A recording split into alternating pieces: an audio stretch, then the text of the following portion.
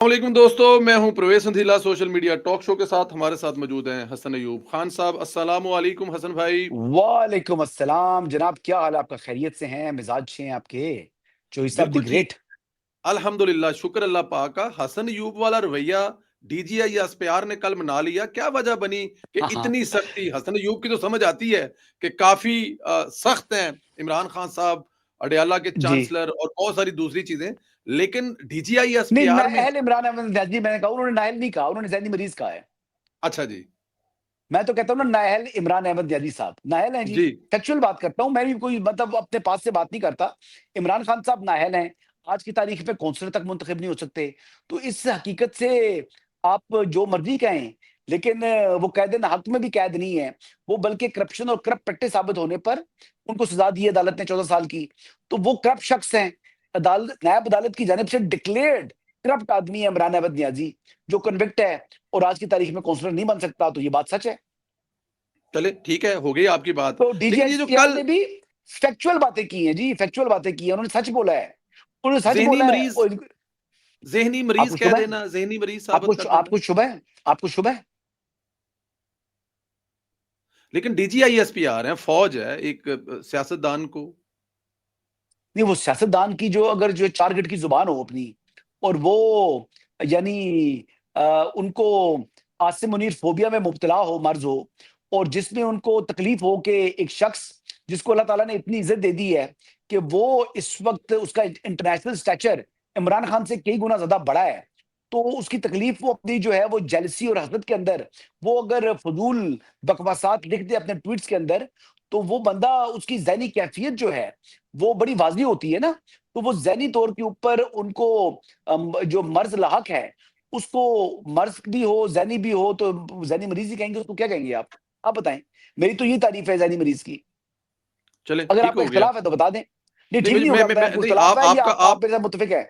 नहीं, आपका point of view है, ये बात ज़ाहिर है, हमारे सुनने वाले इसका फ़ैसला करेंगे जो आप कर रहे हैं, जो कह रहे हैं आप, ठीक है। इमरान खान साहब की बहुत सारी बातों जी। से इख्तिलाफ़ किया जा सकता है, लेकिन यहाँ पर एक दूसरी बहस शुरू हो गई है कि क्या अदारा जो है इस वक़्त ज़ाहिर है हुकूमत का एक हिस्सा है, वो खुलकर इमरान खान साहब के सामने आ गया। अब अदारा और इमरान खान साहब आमने-सामने हैं। देखिए, ये इदारा सामने नहीं आया, ये हुँ, बार-बार इदारे को यानी उन्होंने प्रोवोक किया, बार-बार उन्होंने इदारे के साथ शरारत की, बार-बार हर मामले के अंदर इदारे को घसीटा। तो उन्होंने यानी खुद खिलाफ नहीं हुआ, लेकिन उन्होंने ये कह दिया कि ये हमारा पॉइंट ऑफ व्यू है, जो ये बातें कर रहे हैं, ये दुरुस्त नहीं है, ये हकायक के मनाफी है। उन्होंने हकायक को उनके सामने रखे। अब डीजीएसपीआर की प्रेस कॉन्फ्रेंस जो थी, वो उन्होंने की और उन्होंने जो इदारे का पॉइंट ऑफ व्यू अवाम के सामने रखा।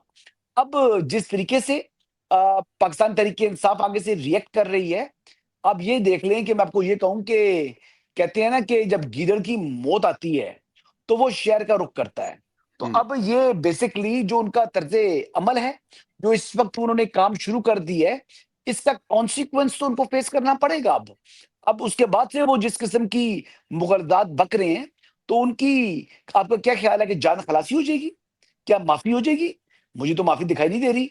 और जिस तरीके से ये अवाम में और फ़ौज के अंदर जो है वो तफ़रीक डालने के लिए, दरार डालने के लिए कोशिशाँ हैं, तो इनका ऑब्जेक्टिव जो है वो बड़ा वाज़ेह हो चुका है।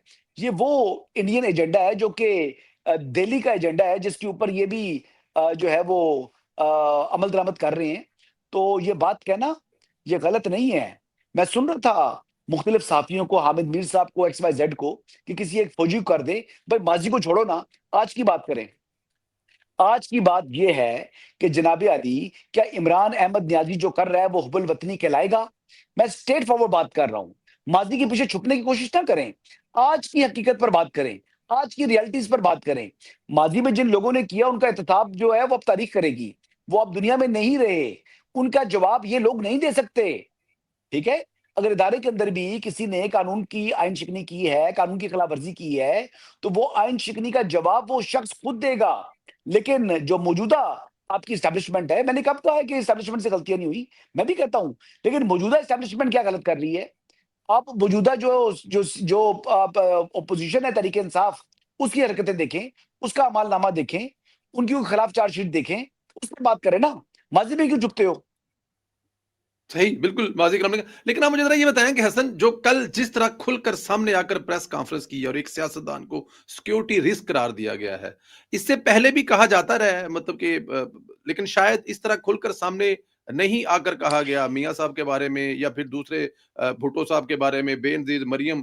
क्या फ़र्क है इसमें और उसमें? तो क्या जिनके बारे में कहा गया था दोबारा फिर वो मतलब कि शीरो वो क्या होते शीरो शक्कर हो जाते थे? शिव-शकर नहीं, हाँ नहीं, जी, नहीं। तो अब देखिए बात ये है कि क्या ज़ुल्फ़िकार अली भुट्टो ने नोमई किया था? क्या नवाज़ शरीफ ने नोमई किया? क्या बेनज़ीर भुट्टो ने नोमई किया? नहीं किया। वो हुँ, सियासी बयानात की हद तक मामला था, ये अमली तौर के ऊपर हमलावर हैं। और अब जिस हुँ, तरीके से नैरेटिव वॉरफेयर है, जिस तरीके से इन्फॉर्मेशन वॉरफेयर है, इस इन्फॉर्मेशन वॉरफेयर के अंदर जो ग़लीज़ किरदार पाकिस्तान तहरीक-ए-इंसाफ अदा कर रही है, जो झूठा प्रोपेगेंडा अफ़वाज के खिलाफ कर रही है, ऐसा प्रोपेगेंडा नहीं किया गया। और दूसरी बात ये है कि उन्होंने यानी किसने नवाज़ शरीफ ने कभी किसी जो उस वक़्त का चीफ था यानी परवेज़ मुशर्रफ ने उनका तख्ता उल्टा था। उन्होंने भी फिर भी परवेज़ मुशर्रफ साहब करके बात की। उन्होंने कभी नहीं कहा कि परवेज़ मुशर्रफ ज़हनी मरीज़ है।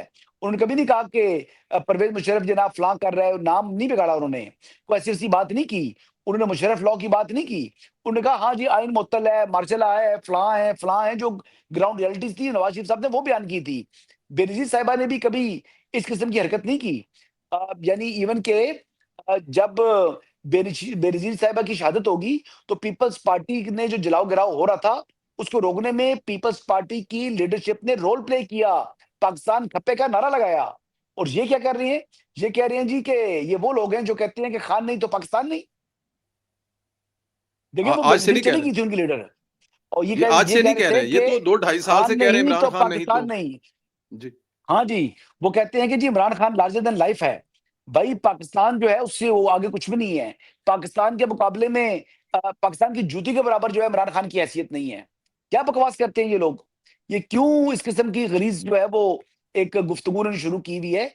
और मैं आपको ये बता दूँ कि पाकिस्तान तहरीक-ए-इंसाफ के अंदर कुछ ऐसे लोग मौजूद हैं, जो प्रीएम्प्ट कर चुके हैं कि अब तहरीक-ए-इंसाफ एक बार फिर रियासत के ऊपर या पाकिस्तान के ऊपर या अफ़वाज के ऊपर हमलावर होगी और इस मर्तबा आगे से भी एनफ इज़ एनफ वाला जो है वो मिज़ाज होगा।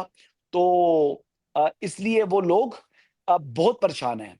वो लोग अपनी लीडरशिप से मुतल्लिक और इस वक़्त जो तहरीक-ए-इंसाफ की क़यादत है खैबर पख्तूनख्वा की हुकूमत की उनके रवैये पर बड़े जो है वो परेशान भी हैं और इस वक़्त खौफ़ज़दा भी हैं। आपके सवाल पर काफ़ी वावेला कर रहे हैं पाकिस्तान तहरीक-ए-इंसाफ वाले। कहा जा रहा है कि पश्तूनों के बारे में कुछ ऐसे जुमले कहे गए हैं जिस पर डीजी आईएसपीआर को माफ़ी माँगनी चाहिए और ये कोई आम बंदा बात नहीं कर रहा। तर्जुमान केपीके हुकूमत शफी जान साहब हर टॉक शो में कह रहे हैं। वो शफ़ी जान साहब मेरे ख़्याल से वो खुद जो है ना, वो चाह रहे हैं कि वो कुत्ता कहना चाह रहे हैं सुहेल अफ़रीदी को।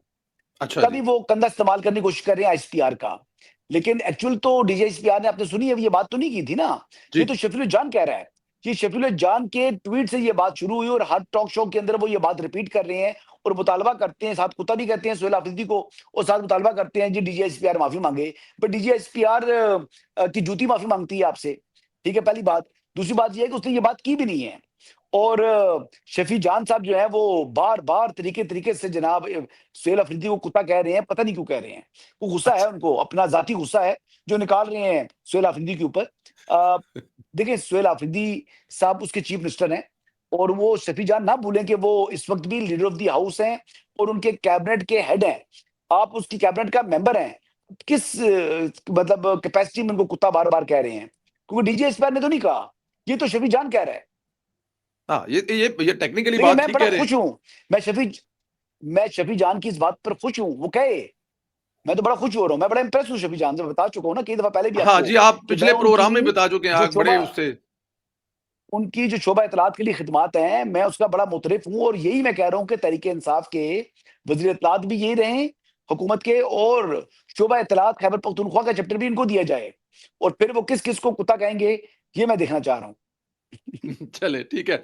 अच्छा ख्वाजा आसिफ साहब ने भी डीजीएसपीआर की जो प्रेस कॉन्फ्रेंस में कहा कि उन्होंने मुख्तात ज़ुबान इस्तेमाल की है और अगर ये मुख्तात है तो सख्त ज़ुबान क्या होगी सर? अब ख्वाजा साहब ने जो बात की है वो तो बेसिकली तहरीक-ए-इंसाफ की असलियत उन्होंने बयान की है अपनी गुफ्तगू के अंदर।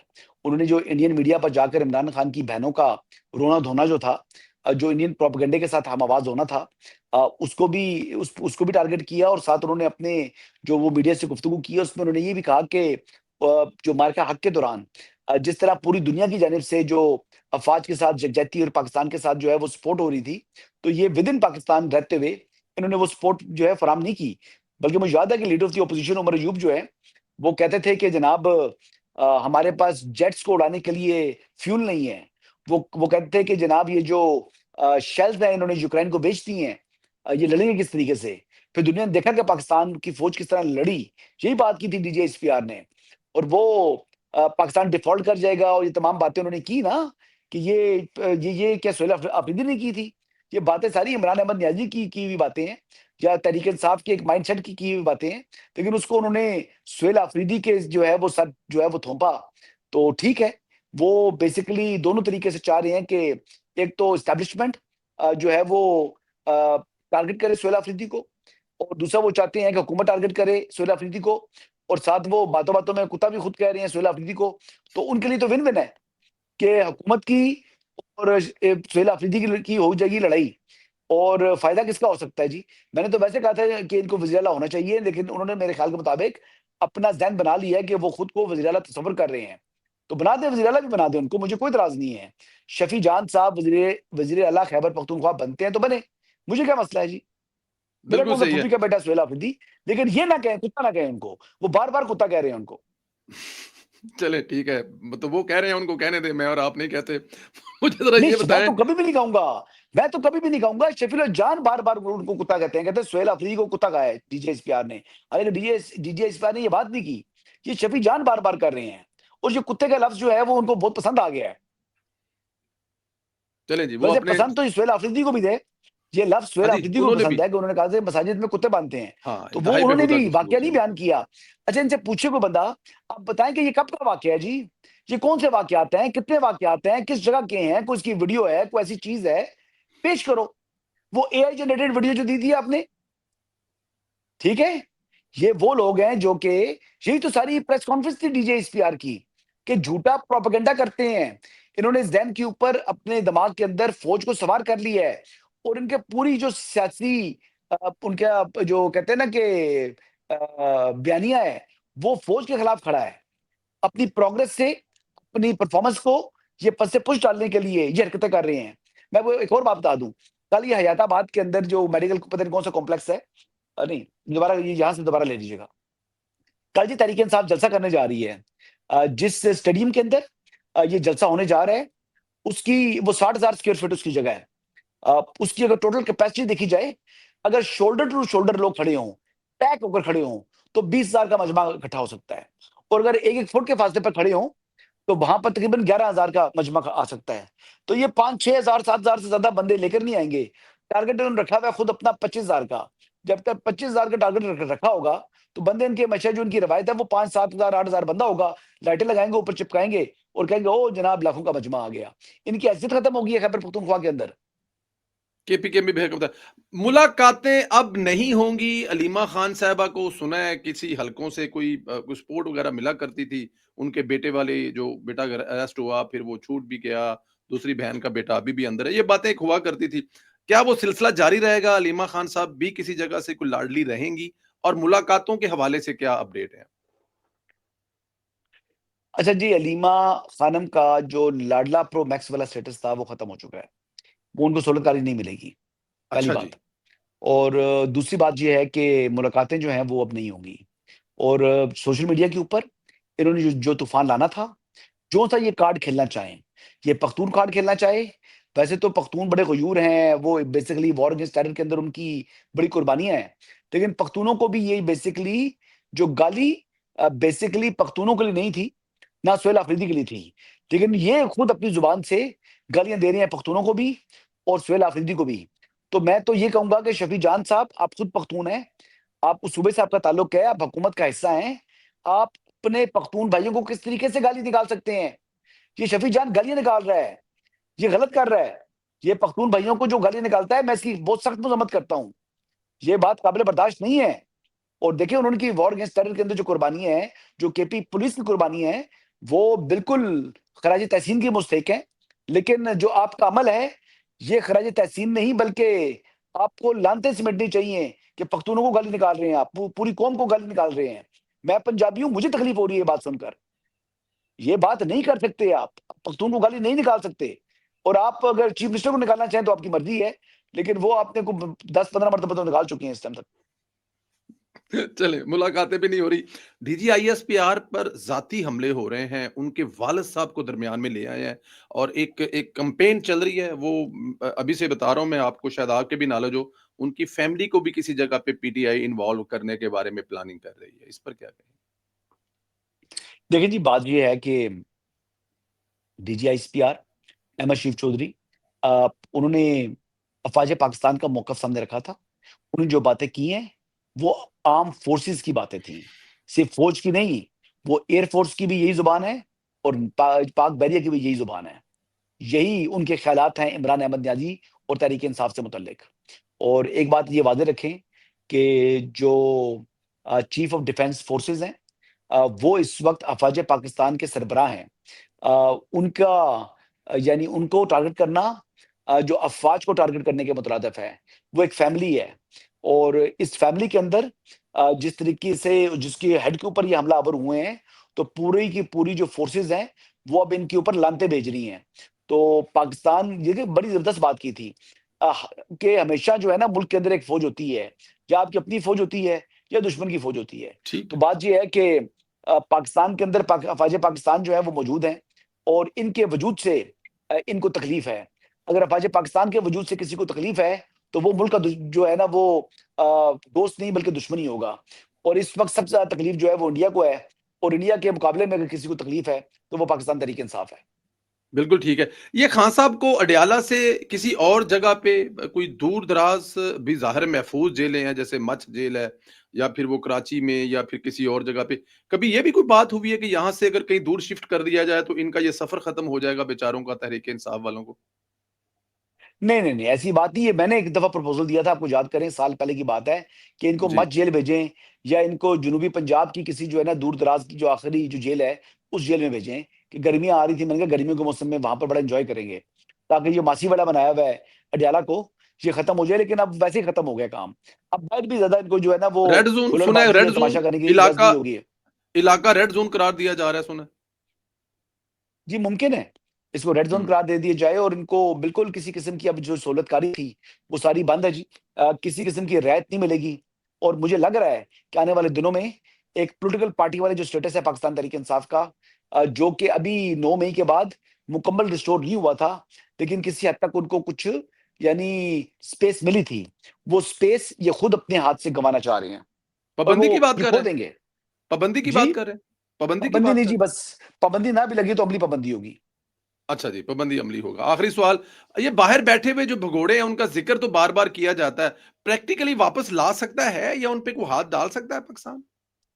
देखिए, मोहसिन नकवी साहब ने जो उनकी हवालगी का मुतालबा तो कर लिया है। जेल लेकिन में वहाँ जिनको पे बुलाया हमारा था कोई जो माहिदा बरतानिया वालों नहीं है। को। इंग्लैंड के साथ हमारा कोई माहिदा नहीं है जी, इस हमारा किस्म का। मुआहिदा नहीं है, मुआहिदा नहीं है, मुआहिदा नहीं है। वहाँ पर वो उनके पास रेमेडीज़ अवेलेबल हैं। लेकिन ये एक एफर्ट तो है जी कम से कम और अगर कामयाबी होगी तो फिर तो बहुत ही बड़ी कामयाबी है। Let's see. ये तो इस पर को मैं कब्ल इस वक़्त बात नहीं कर सकता। लेकिन मैं कह रहा हूँ कि इतना आसान नहीं होगा अब इनके लिए भी वहाँ पर बैठकर या फिर उनको अपनी लाइन तब्दील करनी पड़ेगी या उनको जो है ना वो औकात में आना पड़ेगा। अगर वो औकात में नहीं आते, तो फिर उनको उनके लिए वहाँ पर मुश्किलात खड़ी हो सकती हैं। आखिरी सवाल, गुजरांवाला में मरियम नवाज़ ने मास ट्रांजिट और ये जो आपका एक पूरा मेट्रो बस का जो एक इनकलाब आ रहा है, देख रहे हैं, उसके बाद फैसलाबाद जा रहे हैं। क्या कहेंगे ये पब्लिक ट्रांसपोर्ट जो मरियम नवाज़ इस ग्रीन पंजाब को लेके चल रही है सर? जी, मैस ट्रांसपोर्ट जो है ना वो जो वो बेसिकली जाल बिछा रही हैं पूरे पंजाब के अंदर। बेसिकली ये तो कॉमनर की सहूलत है। ये कॉमनर को एक रिस्पेक्टेबल ट्रांसपोर्ट जो है वो फ़राहम कर रही हैं। अच्छा काम है जी। ये हर तरक्की याफ़्ता मुल्क के अंदर अगर आप देख लें तो प प जो ट्रांसपोर्ट है वो बड़ी ज़बरदस्त होती है पब्लिक ट्रांसपोर्ट। वहाँ पर लोग जो हैं वो अफ़ोर्डेबल ट्रैवल कर सकते हैं बाइज़्ज़त तरीके से। तो वही मियार जो है वो पंजाब लेकर आ रहा है, इंटरनेशनल स्टैंडर्ड का मियार है। आप अगर ऑरेंज ट्रेन को देख लें, लाहौर मेट्रो को देख लें, पिंडी इस्लामाबाद मेट्रो को देख लें, आप देख लें कि जिस तरीके से उसके ऊपर उनका फ़ोकस है। पंजाब का हर छोटे पहले जो इलाके हैं, वहाँ से उन्होंने स्टार्ट किया, जो इलेक्ट्रिक बसों वाला जो उनकी स्कीम है, अब 900 बसें तकरीबन वो पंजाब के अंदर पहले फराहम करेंगी। तो एक अच्छी बात है जी, लोगों को एक बेहतरीन यानी ट्रांसपोर्ट फैसिलिटी मिल गई है। गरीब लोग हैं जी, अफ़ोर्ड नहीं कर सकते अपनी गाड़ी। सर्दी बहुत ज़्यादा है, मोटरसाइकिल्स यूज़ नहीं कर सकते, तो उनके लिए बाइज़्ज़त तरीके से ट्रैवल करना मेरे ख़्याल से एक अच्छी काविश है। और दूसरी चीज़ ये थी कि बसंत मनाने जा रहे हैं जी, 14 फरवरी को। मैं तो बार-बार कह रहा हूँ मियाँ साहब 14 फरवरी का जो डेट है वो चेंज करें, लेकिन पता लगा जी मियाँ साहब जो है ना वो इस तरह की बातों पर जो है बिलीव नहीं करते, ये वैलेंटाइन पर। तो मैंने कहा जी मियाँ साहब ना बिलीव करें, मैं भी बिलीव नहीं करता, लेकिन बेगमात शक बड़े करती हैं। लेकिन बहरहाल पता लगा जी वो 14 फरवरी की तारीख है और मियाँ साहब खुद भी पार्टिसिपेट करेंगे बसंत के अंदर। ਤੇ ਬੇਗਮਾਂ ਨੂੰ ਨਾਲ ਲੈ ਕੇ ਬਸੰਤ ਇੰਜੋਏ ਕਰ ਲੈਣਗੇ ਤੇ ਚਲੋ ਇਸੇ ਬਹਾਨੇ ਇੱਕੋ ਖਰਚਾ ਬਚ ਜਾਏਗਾ 2 ਦਿਨ ਦਾ और मियाँ लहदा-लहदा। साहब भी अल्लाह ताला उनको जन्नतुल फ़िरदौस में आला मकाम अता फरमाए, उनकी अहलिया, उनकी अब शरीके हयात दुनिया में नहीं रही। हमारी तो लेकिन बेगमात चलें शक सर करती हैं उनकी जी। उनकी नहीं रही लेकिन पंजाब में जहाँ मना मना रहे हैं वहाँ पे तो चलो बहुत सारे लोगों का खर्चा बच जाएगा ना सर। सर वो जाना पसंद नहीं करती ना बेगमात, और भी जाने भी देती भी नहीं है, मसला ये भी है ना। ਉਹ ਸਰ ਇਹ ये देखो ਆਪਣੀ ना, ਛੱਤ ਤੇ ਮਨਾਏਗੀ ਤੁਹਾਨੂੰ ਪਤਾ ਨਹੀਂ ਪਿੰਡੀ ਵਾਲਿਆਂ ਨੂੰ ਲਾਹੌਰੀਆਂ ਕੋਲੋਂ ਪੁੱਛੋ ਆਪਣੀ ਛੱਤ ਤੇ ਮਨਾਏਗੀ ਬਸੰਤ। कौन? ਆਪਣੀ ਛੱਤ ਤੇ पिंडी ਗੁੱਡੀਆਂ उड़ाएगीਆਂ ਆਪਣੀ ਛੱਤ ਤੇ। पिंडी वाला बंदा लाहौर में जाके बसंत कैसे मनाएगा बताएँ मुझे? अपनी छत कहाँ से लेकर आएगा? सर ये त्योहार ही लाहौर वालों का है, पिंडी वालों को सिर्फ टीवी पे और खबरें सर देखनी पूरा है। पाकिस्तान मनाता है उसको, कराची वाले लोग आते हैं। अच्छा, नो डाउट, नो चलें डाउट, खुश हो नो जाएँ। Doubt, no doubt. Thank you Hasan, thank you very much. चलें जी ये एक तजर्बा किया जा रहा है, हमारे बचपन का ये त्योहार है हसन, हमने बड़ा एंजॉय किया हुआ है। इसमें बड़ा बड़े एन्जॉय किया हुआ है। हमने बड़ा एंजॉय किया क्योंकि हम लाहौर में रहे हैं, पढ़े हैं, तो तो सर ये हम बड़ा पिंडी एंजॉय से जाते थे लाहौर मनाने के लिए, बिल्कुल ऐसे ही है, बिल्कुल पिंडी ऐसे से ही है। जाते इसको थे, रेगुलर जाते थे। सरकारी सतह पे मनाया जाता था, सरकारी सतह पे, तो जी, इसको दोबारा तजर्बा जी। करने लगे हैं। अल्लाह करे अवाम इसमें एहतियात करे कि ये दोबारा ना बंद करने पड़े। ये लाहौर का बहुत खूबसूरत त्योहार है, रंगों का त्योहार है ये। Thank you very much Hasan, ji, बिल्कुल सही कह रहे हैं। थैंक यू बहुत हसन। शुक्रिया। Thank you ji, thank you. अल्लाह हाफिज़।